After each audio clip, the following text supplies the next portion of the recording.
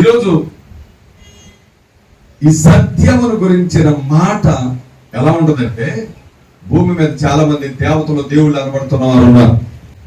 వాళ్ళందరూ బోధించే బోధ ఏంటి చెప్పనా? నేను సత్యమును కూర్చిన బోధ చేస్తాను. సత్యం అంటే ఇది, మనము సత్యమును తెలుసుకోవాలి, సత్యములో నడవాలి అని చెప్తారు. కానీ ఏ గ్రంథంలో ఏ దేవుడు ఏ విధంగా చెప్పనటువంటి గొప్ప మాట బైబిల్లో ఉంటుంది. అదేంటిదో తెలుసా? అందరూ సత్యమును గురించి బోధించిన వాళ్ళే, కానీ ఈయన సత్యమును గురించి బోధించడానికి రాలా. ఆయనే సత్యమయ్యా. ఆయన ఏమై ఉన్నాడు? ఆయన బోధించడానికి కాదు. ఆయన అంటాడు, నేను మార్గమును బోధించడానికి రాలా. చాలా మంది మార్గాన్ని బోధిస్తారు, యేసయ్య మార్గాన్ని బోధించడానికి రాలేదు. ఆయనే మార్గమై ఉన్నాడని తెలియజేయడానికి వచ్చాడు.